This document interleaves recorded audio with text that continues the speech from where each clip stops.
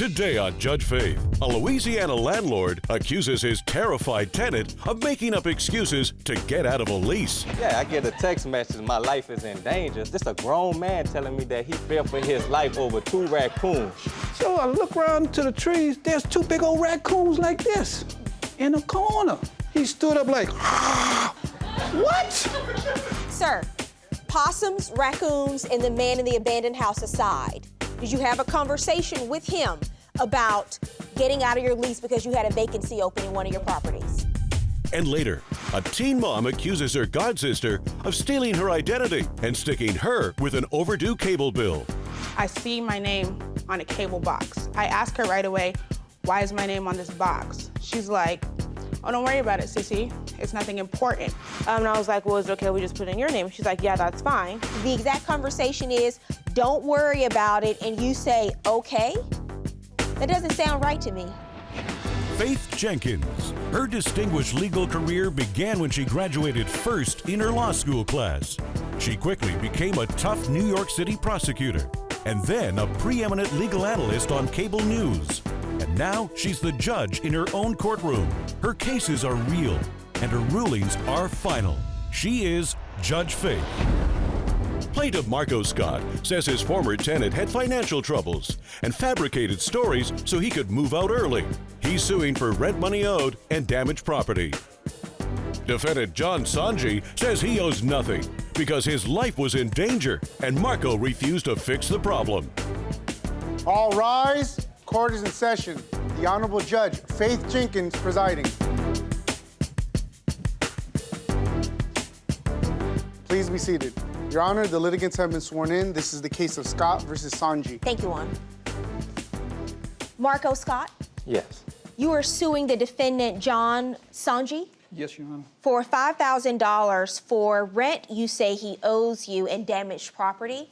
Yes. Okay, so why don't we start from the beginning? I understand that you leased a home to Mr. Sanji? Yes, he had just got out of divorce, so his wife was pretty much put a restraining order on him where he had to vacate the premises at once, and the judge also told him that he had a certain amount of days to get out of the residence of him and his ex-wife. So this is what he told you? Yes. So there were exigent circumstances Yes, Your Honor. for you at the time, sir. And what is this home that you have? It's a duplex home. So Where is it located? in Gentilly of New Orleans, Louisiana. So I sped up the process and I got everything situated for him to move in September 1st. So you agreed, do you sign a lease to move into the home? Yes, I did, Your A Honor. 1-year lease? Yes, I did. So tell me, what happened? My dog was barking. I have a beautiful lab. And he's never been a feisty dog, a mean dog, or barks a lot. So while I was there, living there, he would be 1 or 2 o'clock in the morning. I could never figure out what was going on. So I would go and look and never see nothing. So that morning I went out to run some errands. I came back home and it must have been around 12 something. He started cutting up again. The dog was like there and the bushes and the trees was over there. So I'm looking out the window, I couldn't see nothing. So I come outside and I walk down the steps and he's, what's wrong with you? So I look around to the trees, there's 2 big old raccoons like this in the corner. Okay. So I'm looking now, I'm getting scared because I don't want him to attack my dog. I love the dog. Yeah. I bought him since he's a pup. He's 9 years old. That's my right hand right there. Well, did the raccoons attack your dog? No, one of them left. The other one that stayed, he stood up like, what? So Raccoons can be vicious. Yes. They really can. I mean, and so now I'm afraid, you know, I'm really afraid. You're afraid for your life? Yes, my life and my dog. Because I know they can do something. They had rabies, I could get sick, anything, a number of things. And so you picked up and moved out of the home? Well, basically, I called him, and it was several times that the raccoons came back to the yard, then went to the abandoned house next door, and he tells me, oh, I'm gonna put some cayenne pepper down for the raccoons. I never heard this. So I've been a cook for over almost 40 years, cooking seafood. I know cayenne pepper, I know what it looks like, I know what it smells like, I know what it tastes like. I go home every day, there's no cayenne pepper. And when I text him to tell him that my life was in danger, he tells me, I'm on the road with my family, my friends, I'll be back later. So your life was in danger and you sent him a text, my life is in danger. I called animal That's control. My life is in danger. You know, I called animal control. They said, well, we can't get out there. Let me see proof that you called animal control. Do you I have don't any have no proof on documentation? it, yeah. What do you say happened, sir? Well, like you said, I was on family vacation at Disney World on a little route. It's a small world after all. Yeah.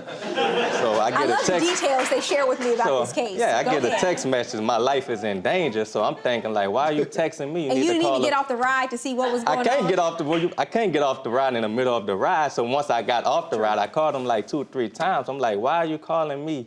You need to be, calling NOPD. That's what I'm thinking to myself. So finally got a hold of him and I said, Mr. Sanji, what's going on? He's like, man, I woke up in the middle of the night and when I went in my backyard, I saw two raccoons and everything. And I'm like, again, how are you just a grown man telling me that he feared for his life over 2 raccoons? A grown man talking about 2 raccoons. Raccoons can be vicious I understand animals. they could be vicious animals, so the minute I couldn't do anything at that time. Did you put cayenne pepper down? I did. Before I called the people. Well, he didn't see any cayenne pepper. He's been here for 40 years. He knows what it looks like. I promise you I did. I mean, what do you think is going on here? You I don't think believe he's trying him? to get out his lease, pretty Why? much. He's a landlord also. You have property as well? Yes, I do. And someone lives in your property? Yes, they do. He had a vacancy. Once he had a vacancy at one of his places, that's when he tried all to get out of the lease. Coming up, the guys disagree about the dangerous living conditions. Our ex-neighbors, did they see any raccoons? None of them saw any raccoons. Only person that saw a raccoon is Mr. Johnson.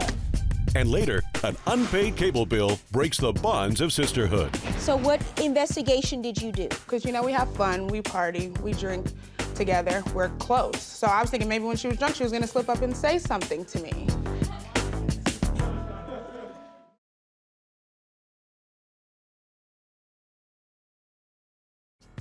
Plaintiff Marco Scott says John made excuses to break the lease early. He's suing for rent money owed and damaged property.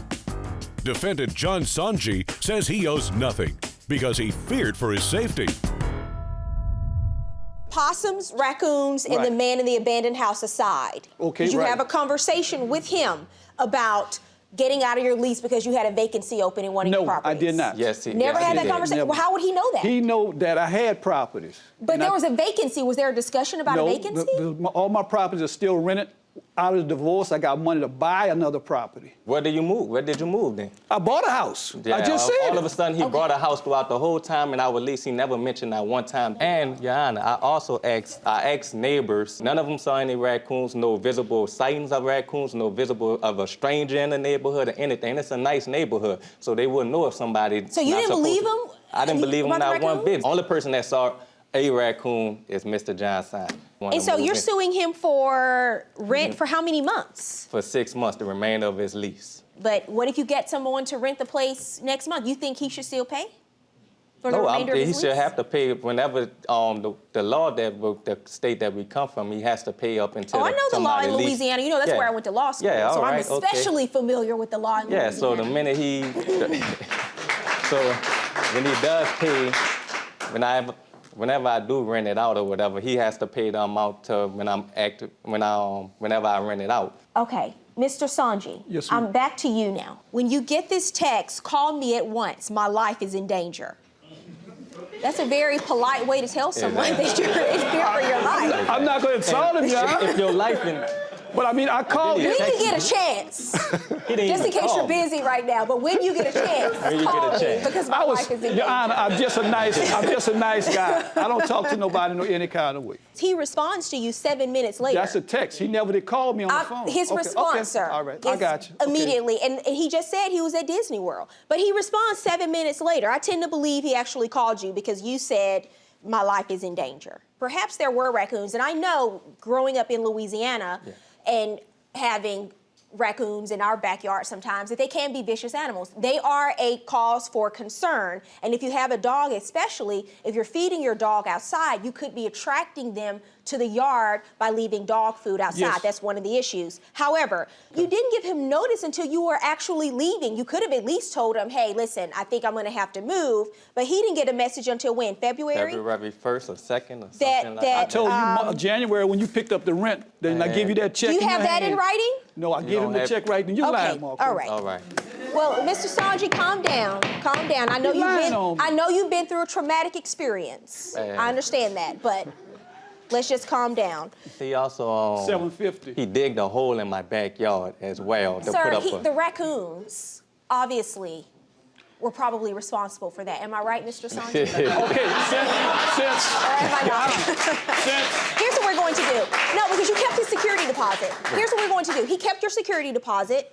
it was $750. It was $750. Even if I wanted Now, to return okay. the security, I didn't know where he went. I didn't know where he moved to. So He how just could I went return ghost. his security deposit if he just went ghost? So I think 3 months is more than enough time for you to find another tenant to move into your property. So I'm going to order him to pay 3 months of rent for breaking the lease and leaving so unexpectedly. That's $2,700 in rent. I'm going to subtract from that the $750 that you kept as a part of his security deposit. So my judgment is for you, sir, in the amount of $1,950. Good luck to both of you. Thank you, ma'am.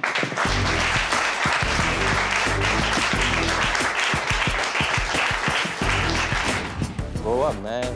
You know, if you sign a lease, you got to honor your lease at the end of the day. Marco, you need to tell the truth. You're not being truthful about the whole story, but that's the way you roll. That's cool with me. Plaintiff Leah Thompson says a defendant stole her social security number and used it to put cable in her name. She's suing for the balance of a cable bill. Defendant Ariel Wilkerson says she owes nothing because Leah knew about the cable and offered to pay the entire bill on her own. Leah Thompson, Yes. you were suing the defendant Ariel Wilkerson Yes. for $1,049. You say she owes you for a cable bill? Yes. Okay, Miss Thompson, why don't you take me to the very beginning of what happened here? Well, we met in 2010. I joined her church, and we were like best friends. She took me in as her sister. We started doing the choir together and the dance team together. Also, I'm so sorry, I'm so upset. It just makes me upset, this case. Also, I had my 2 kids early at 15 and 17. I was a young mom, and How old are you now? 19. And I told her she's gonna be the godmom. She was there for me when I gave birth. She was in the delivery room. So our problem started when I moved in with her and I'm so sorry. So you move in with her, and how long did you live with her? A month, because we all expanded a Just month later. 1 month in Yeah, 2014? August. Yeah, we left in August. And she said, according to her testimony and what she submitted to the court, she sees a cable box with her name on it that she didn't know anything about. So, no. So how that worked was she was, like I said, she moved in there probably about 2 weeks after we had all moved there. We didn't have any cable. We didn't really have anything because we had just moved there. So at the time, I was like, well, we all wanted to get cable. And I had told her, like, hey, I can't get cable in my name because I'm making payments on another account and that's not finished paying that yet. And she's like, okay. And I was like, well, is it okay if we just put it in your name? She's like, yeah, that's fine. And So there was an agreement, according to you, to put the cable in her name? Yes. And how would the bill be paid? So we all were going to pitch in and pay the bill on it. Okay, and so what happened? So when I was there, I see my name on a cable box. I ask her right away, why is my name on this box? She's like, oh, don't worry about it, sissy. It's nothing important. So of course, me believing her being my sister, I was like, oh yeah, whatever, I'm gonna go. I believe her. So hold on. You see your name on a cable box. That means that there's cable in the house in your name. You don't know that?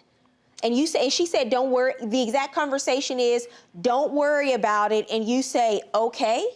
Well, because That doesn't sound right to me. No, because I brushed it off. I was like, okay, because when I asked her, we were all sitting on the couch, and she was like, don't worry, because I asked her, I was like, sorry. Well, I mean, I don't understand. Because every time I ask you a question, I want you to answer it. You want to start crying. I'm just trying to find out what's going on with the cable. Sorry, I'm just really nervous. I don't like being Well, just speak to me. Just tell me the truth. I wanted to do some more like deep investigating, basically, like see what I could get out of her because I was living there, see if maybe she would slip up and say why my name's on this cable box. So I let it go. So what investigation did you do? Just basically, I just laid low because, we have fun, we party, we drink together, we're close. So I was thinking maybe when she was drunk, she was gonna slip up and say something to me. Because she wasn't being honest with me. She just was like, oh, Sissy, I'm don't sorry, worry I don't about it." believe anything you're saying right now. I don't believe a word coming out of your mouth. So I don't know if you're just trying to tell me a part of the truth or everything you're telling me is a lie. I'm not moved by your tears because I don't see any coming out of your eyes. I see you dabbing your face with tissue. So what's really going on here? You have about 30 seconds to start telling me the truth. Okay, so the truth is, when I moved in, because I don't care when you moved in.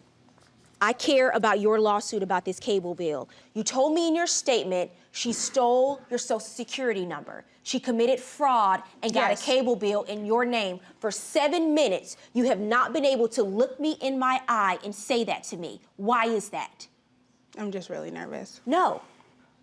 You've been talking for 7 minutes. The most important part of your case you have not been able to relay to me. Okay, I apologize, Your Honor. I have evidence showing that she got cable in my name without my permission. What is your evidence of that? Coming up on Judge Faith, the missing cable bill causes confusion between the God sisters. You never called the cable company and said, hey, I don't have cable in my name. There shouldn't be a box in this house in my name. You never did that, No. correct? You never did that, right? Yes. No, you didn't. Sorry, no. You know what? Somebody's lying to me.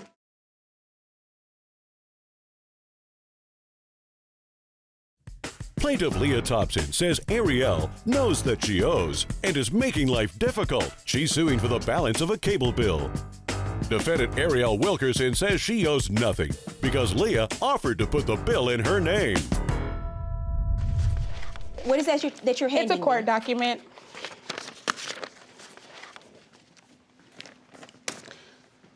What is this? This is a court document showing that I'm currently getting garnished due to me having cable in my name that was not approved. Right now, all I have in front of me is someone who has a cable bill in their name, it's not being paid, and your wages are being garnished. How are you connecting this case to her? So What investigation did you do? the investigation is when I moved out and tried to get the same company of cable in my name, they denied me. That's no investigation. That's not an investigation. You never called the cable company and said, hey, is there cable in my name? Because I don't have cable in my name. There shouldn't be a box in this house in my name. You never did that. No. Correct? You never did that, right? Yes. No, you didn't. Sorry, no. Y'all, you know what? Somebody's lying to me. I don't know Can I what's start going over, on Your here. Honor, please? I'm not going to try to figure it out. Can I start over, please? No, you can't start over. Did you take her Social Security number and use it and get cable? Not without her prior knowledge, no. What happened? So she knew about. I asked her for the information. She gave it to me. How else would I have gotten her social to get it in the cable? So you set up cable in her name. Right, and we were all With going her to pitch consent, in. you're saying? Yes, and we were all going to pitch in on the bill. Did you do that? Did we pitch in on the bill? Yes. No, because we all left. Okay, that doesn't mean there's not an outstanding bill that needs to be paid just because you don't live there anymore. We never received a bill yet because we weren't there long enough to receive a bill. That is irrelevant. You know you had cable. You know it has to be paid for. I don't Right. care if you got a bill or not. Did you pay a bill? No. I'm kind of torn right now because I have you who has now admitted in court that you had cable in this apartment. Right. And that none of you paid the bill. Yeah, she was gonna take care of it from what I was being told. Coming up, Judge Faith rules.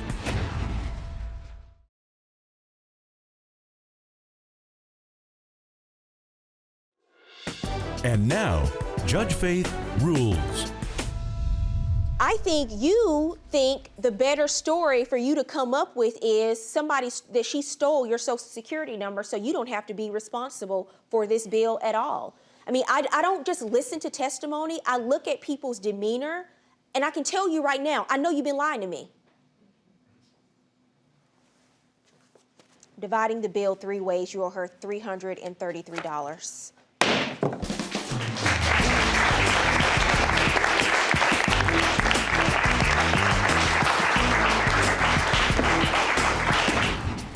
Just got nervous, and I wasn't able to explain how I felt.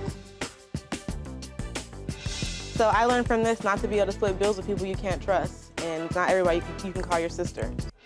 Today on Judge Faith, an online dater meets her perfect match until money comes up missing. We met on Plenty of Fish. We were soulmates. You don't know me, but let's go. We'll go have a good time. I said, you're either ballsy or you're crazy. I thought it was gonna be the weekend. It ended up being like two and a half weeks. So what happened after that? I see him and 3 other girls, and they're getting it on. They were just dancing. You go to the hotel, charge it on her credit card with her car payment money, and you go upstairs to the hotel, have 3 girls dancing, and they're just dancing. Faith Jenkins. Her distinguished legal career began when she graduated first in her law school class. She quickly became a tough New York City prosecutor, and then a preeminent legal analyst on cable news. And now she's the judge in her own courtroom. Her cases are real, and her rulings are final. She is Judge Faith. Plaintiff Catherine Munoz says the defendant romanced her and then used her car payment to party. She's suing for stolen money and vehicle impound costs. Defendant Hugh Michael Meredith says he doesn't know because without his knowledge, Catherine pocketed money from his side business. All rise. Court is in session. The Honorable Judge Faith Jenkins presiding. Please be seated. Your Honor, the litigants have been sworn in. This is the case of Munoz versus Meredith. Thank you, Juan. Catherine Munoz, Yes, ma'am. you are suing the defendant Hugh Michael Meredith Yes, ma'am. for $4,810. You say he stole money from you and also caused your car to be impounded? Repossessed. Repossessed. Okay. So I'll let you start from the beginning, but I understand that this is your former boyfriend. Correct. Start from the beginning. Tell me what happened, ma'am. About a year ago, we met on Plenty of Fish. It was great from the first day we met. We were instantly best friends, had inside jokes when we didn't have inside jokes. We were soulmates, or so I thought. So you met online, and then you decided to meet in person. How long after meeting online? Maybe a week. A week after Yeah, I meeting made first. online? Yes, I made first contact. What did she say when she contacted you, sir? She said, you look like you should be on the cover of a Sports Illustrated magazine. Really? And I said, well, I hope Close. it's not the swimsuit edition. So this relationship started off on a lie, is what you're telling me. I'm just kidding. I don't know. I'm joking. I'm joking. That's basically. So that's how she approached you. Yeah, that's exactly how she approached me. Where were you living at the time? I was traveling, doing installations for a company installing cabinets, and So you were traveling, but I was were traveling. you based anywhere in particular? I was staying all over Florida, on just about every city, working in different places at a month at a time. And so I decided to come by, and I said, hey, listen, I'm going to Miami. You want to go for the weekend? This is the first time you met? First time, and came and picked her up about 4 o'clock in the morning. That's not true. It was like 1 a.m. Okay, maybe it was 2. It was 1 a.m.? It was 1 a.m. Okay, but yeah. Maybe the like, it first was time probably you like met- 2. It was 1 a.m. Okay, 3 yeah. hours difference. But So- You met, he picked It you was up. in the middle of the night, That's true. and she was ready to go with a bag packed. I couldn't believe it. I said, you're either, ballsy or you're crazy. You don't know me, but let's go. We'll go have a good time. And I thought it was going to be the weekend. It ended up being like 2.5 weeks. She stayed down there with me. So. It was 1 week. So I'm just curious, though. So the first time you meet him is 1 a.m. in the morning with your bag packed, ready to go on a trip to Florida. Yeah, in retrospect, it's a terrible idea. It was not a bad idea, actually. I told her, I said, look, get rid of your boyfriend that you got over there. Tell him I'm coming in. I'm scooping you up. Get rid of him before I get there. We continued to date long after Miami. So what happened after that? Like he said, he traveled around from city to city. He sometimes stayed for weeks. I work wherever my computer's at. So What do you do for a living? I was a graphic designer for Nothing. a magazine at the time. So what happened? How did this relationship turn so sour? Well, after about 6 months of dating, we decided we were going to move in together, and we moved to Chicago. And I had a job offer there. It didn't really work out, and I ended up needing to get a title loan. A title loan for what? My vehicle, my free and clear, paid for in 2012 Lexus RX 330. It was either that or become homeless. Okay. So, also a very bad idea. And so what happens? He'd paid bills for me in the past. I trusted him. There was no reason to not trust him. So I was traveling out of town for work, and I handed him the first payment that was due and asked if he would drop it off at the auto loan place for me. So you were making cash payments? Yes, ma'am. What happens next? Every other Friday, I hand him the money, or I think he's going to remove the money from the account because he has his own card, debit card. To what account? It's my PayPal account, but you can add a secondary card holder. And tell me what happens with the car payments.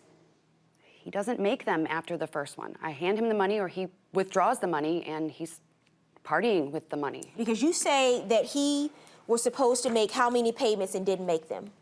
There were supposed to be 8 payments and 1 was made. It was the understanding that he was getting cash out of that PayPal account to make the payments. Sometimes I would pull the cash out, sometimes he would. There was 4 where I pulled. And you're saying he kept the money? He did, yes. Did you do that, sir? I did keep the money,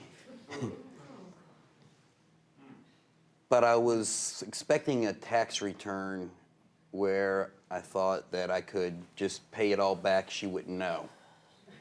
Okay. But I had a debt from my ex-wife. I had almost $3,000 coming, so they seized that money, and I didn't know they were going to. What debt? IRS? The IRS did.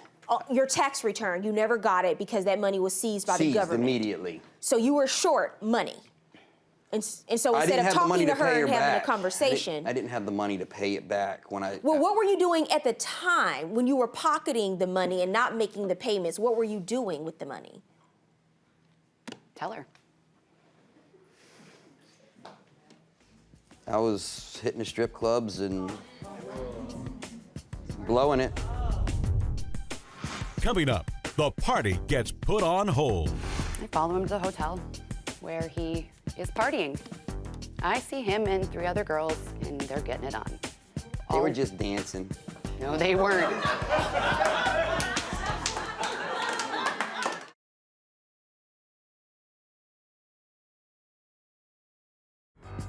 Plaintiff Catherine Munoz says Hugh used her car payments to party.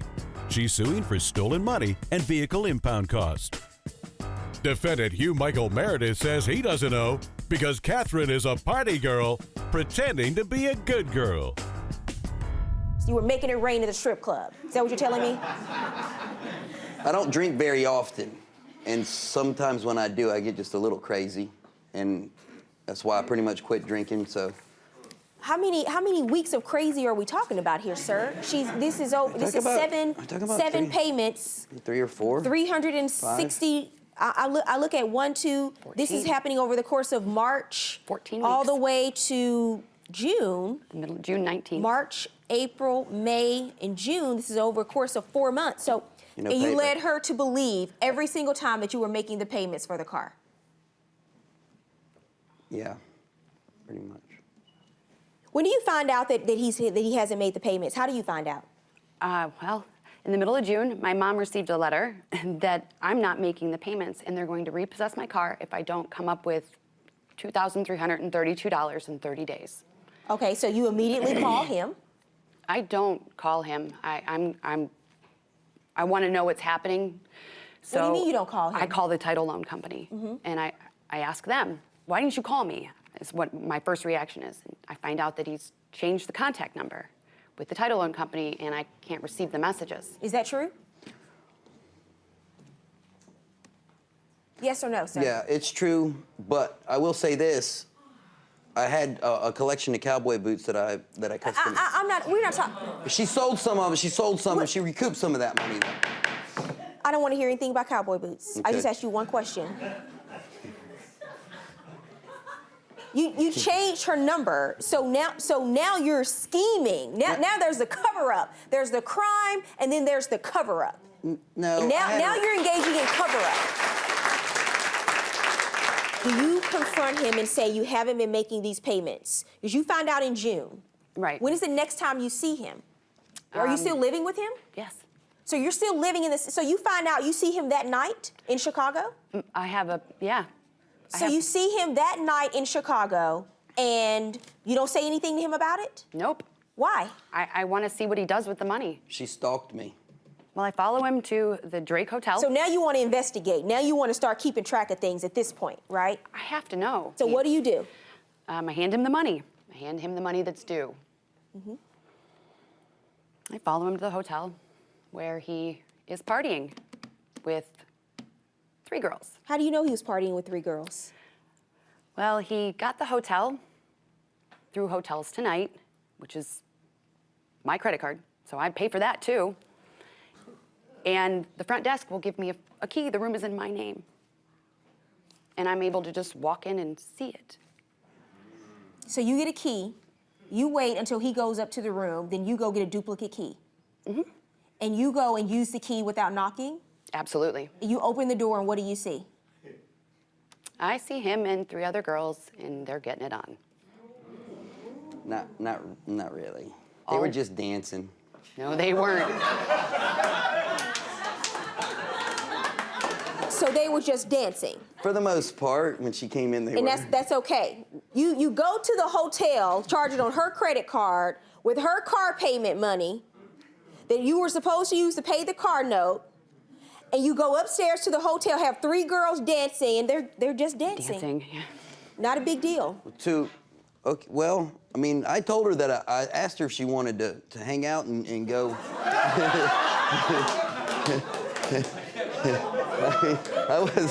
It wasn't that bad, really. I mean, No, it really was. It really have some other So people come you over. see him, and what do you say?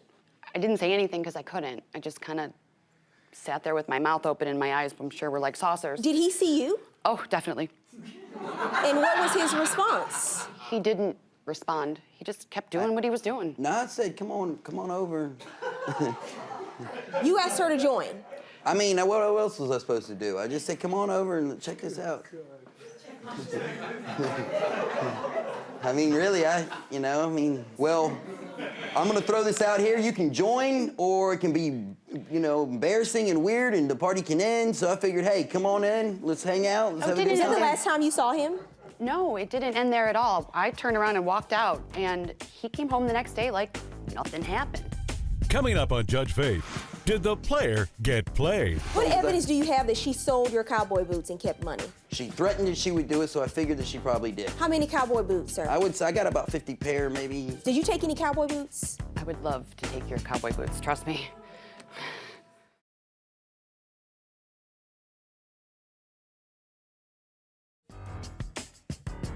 Plaintiff Catherine Buyos says Hugh seemed like a nice guy until she discovered her money was missing. She's suing for stolen money and vehicle impound cost. Defendant Hugh Michael Meredith says he doesn't know because Catherine took money from his side business. And so you kick him out. No, I leave. You leave I and packed go the where? car and back to my mom's in Florida. That was the last time you saw him? Yeah. Hold on a second, Your Honor. I did have a collection of cowboy boots. I know I touched on that earlier. And she sold some of them. I don't know how many she sold, but I know that I sell them for, $300, $400, $500. And I don't know how many she sold. What evidence do you have that she sold your cowboy boots and kept money? She threatened that she would do it, so I figured that she probably did. How many cowboy boots, sir? I got about 50 pair, maybe, give or take, and I'd say she probably sold at least 5 pair, I would think. How do you know that she's the one that took the cowboy boots? Did you take any cowboy boots? I would love to take your cowboy boots, trust me. I sold 1 pair on eBay for him. I emailed him the label, he printed it out, and he shipped the boots himself. Yeah, but I didn't see any of the money, That's the only pair of boots that you sold? 1 pair. That she's admitting to. And you want me to see these boots for what reason? You make them, Yeah, I make them and design them, and then if somebody likes them, I'll sell them, or, I try to get her to put them on eBay, and we were split the money and all, but I never really saw any money from it, so. And you don't have any proof as to what boots you had, how much really they were worth? I don't really keep inventory of them just because it's like that's an a problem when you come to court and say someone stole your inventory. You don't have proof of what your inventory is. I mean, I got pictures. Because here's what I have so far in this case in terms of who has credibility and who doesn't. I have someone in front of me who admits that for months they basically ran a scam on their girlfriend, took the money, instead of paying her car note, you used it to party with strippers, changed the number on the account, used her credit card to go to a hotel room, but now all of a sudden I'm supposed to believe that she took some cowboy boots as inventory from you. Mm-hmm. You go back to Florida to your mom's house, and what happens next?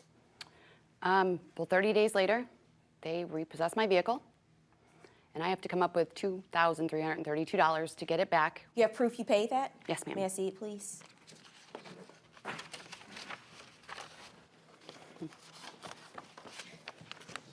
There there's the. I'm telling you, y'all meet these people online.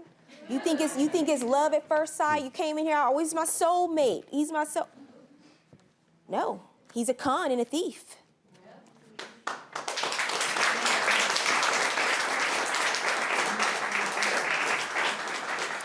So in August, you submitted proof that you did make a payment to the title company in the amount of $23.32. What happened next, ma'am? I had to continue paying off the loan. What else do you say he owes you for? The money that he took out of the account. What money? This money? Well, she owed. That's not what I was saying. She owed like $4,000. I took that money out, and that's when she caught me taking it out. I was supposed to be making the payments, so I was taking it. That's what that money is. So you didn't take extra money out. This is money you were making for the payments to the car. We've been talking about, yeah. Okay. She had to. I guess they accelerated the loan or something, and she had to pay off the additional $2,000 to get it back out because they. I don't know what exactly happened, but okay. So beyond they make you pay the full balance, I guess. Okay, so all we're talking about here are the payments that I have submitted here, the withdrawals that were made out of this PayPal account, the $360. That's the money that he took, right? Yeah. Okay. Yes, ma'am. 2,800. Okay, and you wanted to show me what evidence do you have? You wanted to show me some text messages. I understand. I do. I have screenshots of them. That's fine. Scroll right through there. How can you be so cavalier about doing this? I don't understand. What am I supposed to really say? It's just a complete casual indifference to me that's stunning. We just fought about it for so much. Coming up, Judge Faith rules.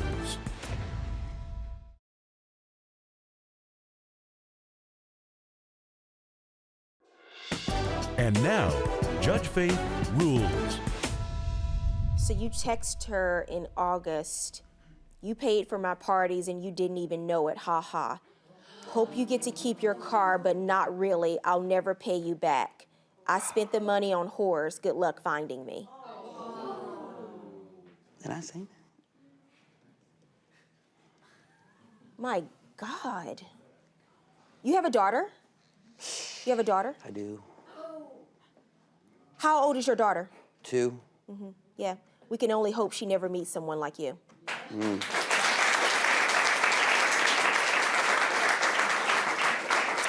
you write back, you write to her, I'm not proud, but I get abused by women and I've had enough. So this is your payback?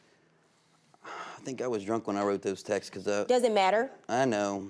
As my grandmother used to say, a drunk man never tells a tale. I know. I must have been when I said that because I wouldn't normally say something like that.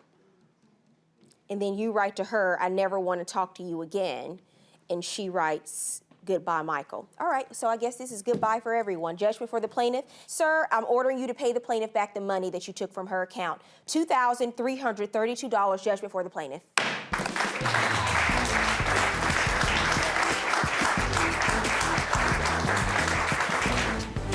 I feel about the judge's ruling pretty good, vindicated. Happy there's closure for it. It's a chapter in my life I just want it to be over. Don't get a hotel room and put it in your girlfriend's name so she can't walk in on you. Today on Judge Faith, former BFFs with an addiction to drama battle it out over missing belongings. We start arguing in the middle of the street. People are stopping and saying, are you okay? You know, and I'm like, I'm fine. When she did text me, she said the police were after her. She was upset because her boyfriend was drunk at the bar and someone else had told her that her boyfriend was cheating on her. Are y'all sure y'all on the right show? This is not Jared Springer. And later, future house flippers dispute the details of their deal. The man asked you how you were gonna pay your portion. She said, oh, I don't have any money. I approached her and I said, would you let me go as your free guest? And she said yes. You use those words explicitly. May I be your free guest? Exactly. F-R-E-E. Faith Jenkins. Her distinguished legal career began when she graduated first in her law school class. She quickly became a tough New York City prosecutor, and then a preeminent legal analyst on cable news. And now she's the judge in her own courtroom. Her cases are real, and her rulings are final. She is Judge Faith. Plaintiff Holly Davis says the defendant borrowed her car to pick up her drunk boyfriend and then damaged the vehicle. She's suing for car damages and other items. Defendant Sabrina Schroeder says she doesn't owe any money because she didn't damage the car. She's countersuing for personal belongings. She's accompanied in court today by Justin Bunton. All rise. Court is in session. The Honorable Judge Faith Jenkins presiding. Please be seated. Your Honor, the litigants have been sworn in. This is the case of Davis versus Schroeder. Thank you, Juan. Holly Davis? Yes. You are suing the defendant, Sabrina Schroeder? Yes.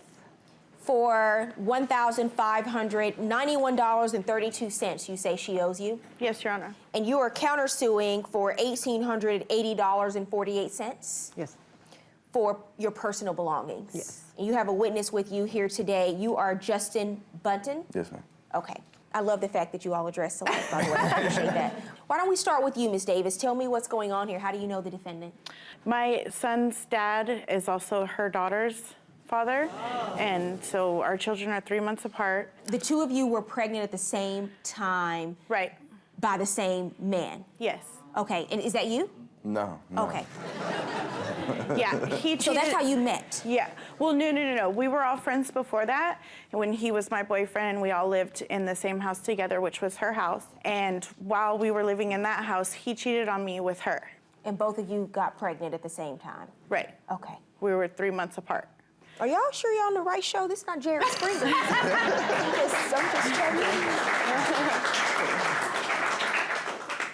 Neither of us are with the guy anymore, and I'm currently, I have 93 days clean from drugs today. Okay, and, good for you. And she was trying to get clean as well. So she came and she was staying at my house, you know, because she was closer to her church and closer to her boyfriend. And so she had walked from church to my house. She didn't have a car? No. So when I got back, she had already broke in my house through the bathroom window. Why do you say she broke in? Because she doesn't have a key to my house and my house was locked. Had she used the bathroom window to get in before? No. Okay. Did you do that? I did. Why? Well, because she told me that's the way to get into her house, and I needed a phone charger because she was supposed to pick me up from church. So she told you could go through the bathroom window? Yeah, like she said that, because she thought her neighbor had been going through there, so I said, okay, well, I need my charger because I wasn't able to contact nobody. When I had asked, I paid gas, put gas in her car the night before, so I could guarantee a ride to church and back. What happens when you find out she's in your house? So she was upset, saying that the police, Folsom Police, was calling her because her boyfriend was drunk at the bar, and someone else had told her that her boyfriend was cheating on her. They're calling her because? They're saying that she's his sister, not his girlfriend, but to come pick him up from the bar. So I was in the shower, and she came in the bathroom, and she said, "I'm taking your car over the bridge," and left out of my house. And you said what in response to that? I didn't say anything. I didn't have a chance to. She shut the door and took off out of my house. Did she give you permission to take the car? She said okay. Then I called her, and she wouldn't answer the phone. Later on, when she did text me, she said she was running through the bushes. The police were after her. My keys got thrown. The car's in the middle of Auburn Boulevard. And then my dad So she sends you a text saying she's running through the bushes and all of this is happening? Yes. And your car was in the middle of the road? Yes. Coming up, did the boyfriend cause the BFF breakup? What's going on at the bar where the police are there and they need to get you out of there? What are you doing, if you recall? Yeah, and I don't. I was belligerent. Obviously there was an issue. The police had to be called, so. And later, was the 2-for-1 ticket a gift or a shared expense? It was understood that we were sharing the class monetarily. Just like this. I don't have no money. I told her just like that. You use those words explicitly. Exactly.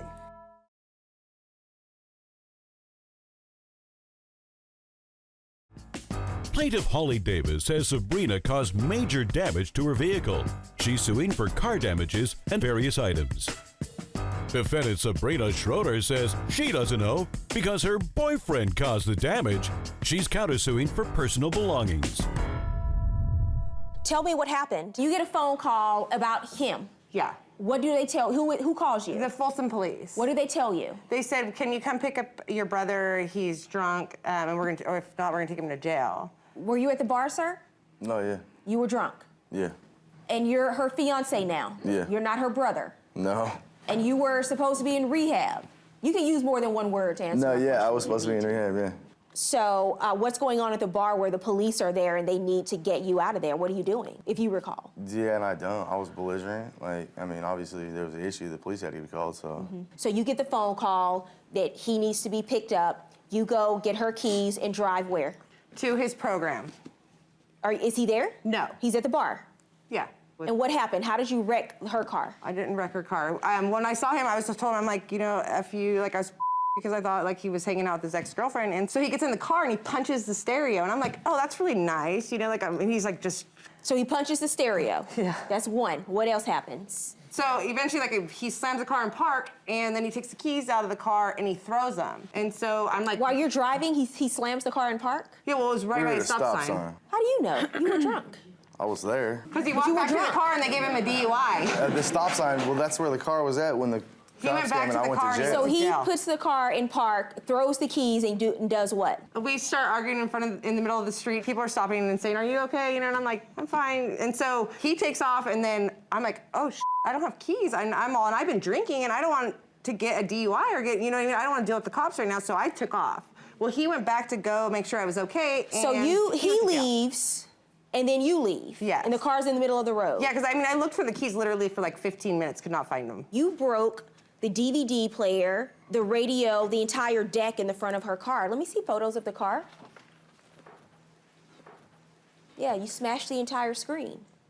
And that orange purse right there, that had all my credit cards, mine and my son's medical cards. And so it ended up on the floor. All of my credit cards were gone, my medical cards gone, and he was driving my vehicle, is what she told me. Is that true? You told her that? I did tell her that. Yes, okay. So you were driving the car. What is your counterclaim about $1,880 for personal belongings? I guess, that are all over there. Okay, and after this incident, the two of you weren't speaking anymore? Well, no, I mean, I was made attempts to pay her. Like, he went straight to work that Monday, but she started harassing me and my mother and stuff, and it was like, then all of a sudden I got lawsuit papers because he could only work so much. I mean, he still hasn't. Did you pay her anything for the damage?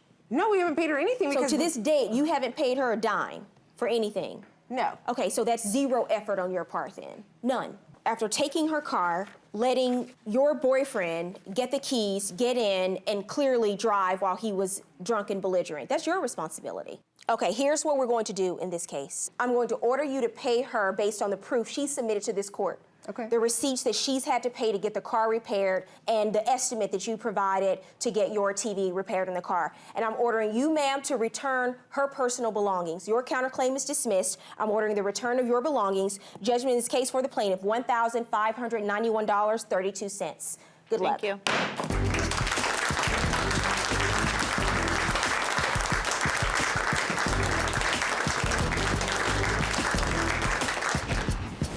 I have learned that you can't trust everybody. And, you know, that I basically need to worry about bettering myself before I can help anybody else. I really did plan on paying her, but after the harassment and stuff to my mom and stuff, it's like, and then the amount of money, it was ridiculous. Plaintiff Donna Chang says the defendant tricked her into paying for an investment seminar and then disappeared. She's suing for money owed. Defendant Janet Clark says she doesn't know because Donna knew she didn't have the money and the seminar was a scam.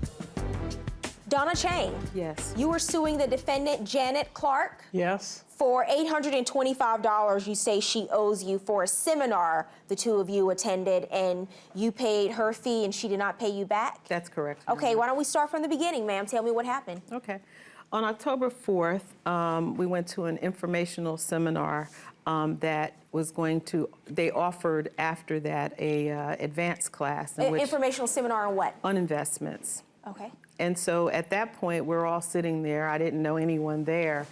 And once the offer was made to participate in the advanced class, they also offered that a second person could be added to that. It was a 2-for-1. I got up from my seat. 2-for-1 as in you would pay for another class to go to the seminar and could bring a guest? Yes. Mm-hmm. And at that point, once the seminar was over, I proceeded to get up and walk out of the aisle because at that point, I had someone that I knew would be interested in going in with me on this and possibly being a business partner or, you know. And I was going to step out and call my cousin, and I knew she had the money to participate. How much was the fee? The fee was $1,497. It was like $1,500. Okay. When I got up to walk out of the seminar, Ms. Clark stopped me as I got ready to pass her, and she asked me if I had anyone that would, you know, was going to go in on the seminar with me. And I said, well, I would have asked you. I said, but I'm going out to ask someone. Well, did you know her? No, I hadn't met her at all. Well, how did the two of you come to have that conversation? Because she stopped me. So it was the first time you ever spoke to her? Right. Absolutely. And it was understood that we were sharing the class monetarily. At that particular time, we went to the table where they were signing people up, and I was speaking to the gentleman. She had already signed the paperwork, and he looked at me and he said, how are you going to pay for this?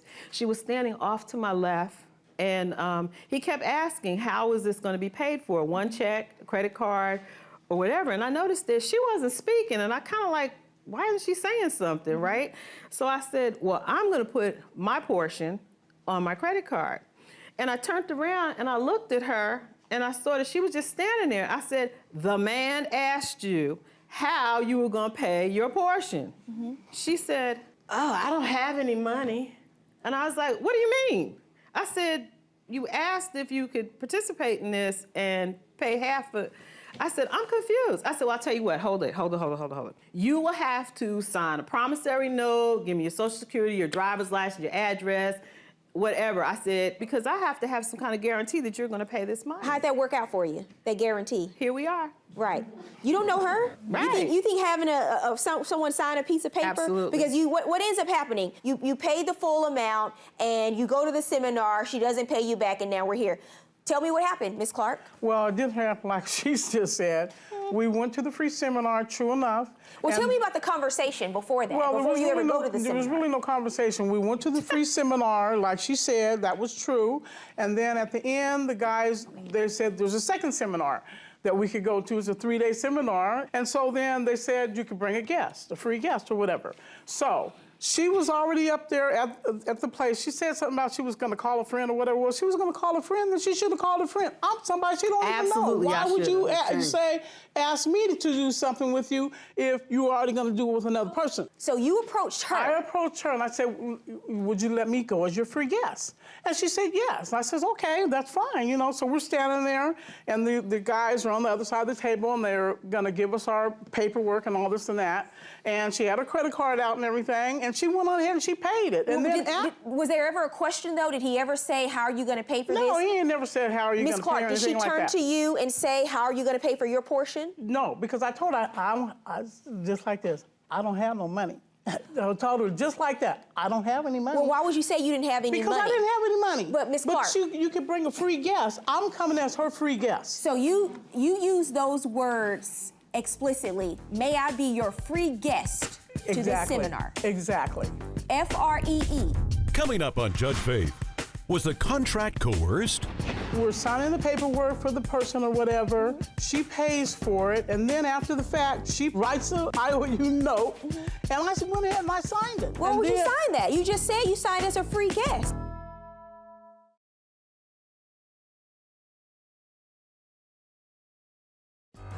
Plaintiff Donna Chang says Janet signed an IOU and then refused to pay. She's suing for money owed. Defendant Janet Clark says she doesn't know because Donna took her to the seminar as a free guest. When did you tell her then that you didn't have any money? Okay, well, we're standing up at the guy where you're gonna pay or paid for the $1,400, how much ever it was, okay? And I told her, I said, well, I don't have any money, but would you let me come as your free guest? And she, kind of contemplated or whatever, and she said yes. And then we're signing the paperwork for the person or whatever. She pays for it, and then after the fact, she says, She writes a promissory, I owe you note, and I went ahead and I signed it, you know, because I didn't want to feel intimidated that after I'd asked her and she had said yes. Why would you sign that? You just said you signed as a free guest. Why would you need to sign anything? Because after I had asked her the question, can I come as your free guest? She said, indicated yes that I could. Right, so Ms. Clark, so you say she then comes to you out of the blue. No, we're at this still point. standing there. Right, but still, like you've already determined you're going to be her free guest. Correct. Why then would she say to you, I want you to sign a promissory note to pay me for half the seminar? I have no idea why she said that. So, so you have no idea why she said it. Why would you sign it? I signed it because I didn't want to be embarrassed that after I'm coming as her guest, okay, now I'm not gonna, I mean, if I didn't sign the note or anything, then I mean, I can't go as her thing. So how is that embarrassing for you? Because we're in front of people, what if she starts? Just say no. Just say no. Well, I didn't just say no, I don't want to Your Honor. sign a promissory note. May I see the note? I didn't just say no, Your Honor. She wrote this, okay? Oh, you wrote No, this, I didn't ma'am? write that. You Yes, wrote it. she wrote that. I signed it. How would I didn't know write her anything. driver's license or social Because security you number? asked Hold on a me, second. Ms. Clark, is this your handwriting?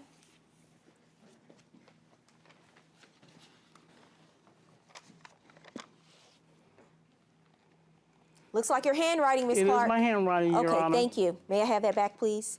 So it's not like she put a piece of paper in front of you and said, here, sign this real quick. No, Your Ms. Clark, Honor. you took out the time to write your name, and you wrote your handwriting. Right. I promise to pay Donna Chang $750, my half for our joint venture in 90 days.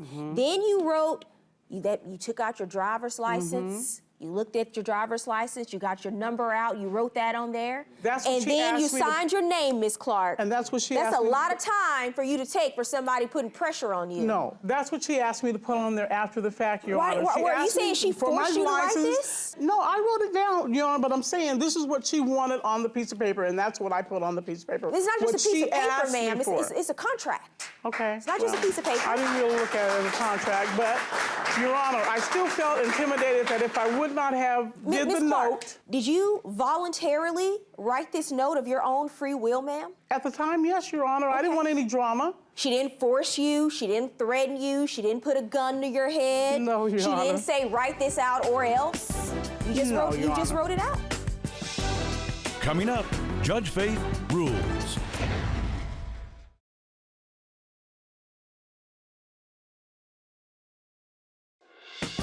And now, Judge Faith rules. I'm going by what's in writing. And what's in writing is, and you've already told me you were not coerced to sign this. You were not forced. You did so voluntarily of your own free will. If you had come in here and showed me a police report and said she put a gun to my head and made me write this out, then we could have a conversation, ma'am. But she didn't do that. You signed this, and you wrote this note of your own free will, and you promised to pay for your half of the seminar. And I understand after the seminar, when she started calling you, you wouldn't answer your phone. You know how when somebody owes you money, you don't want to answer your phone then. I did Then you answer my change your phone, phone Your number. Honor. Your Honor. Judgment for the plaintiff, $750. Good luck.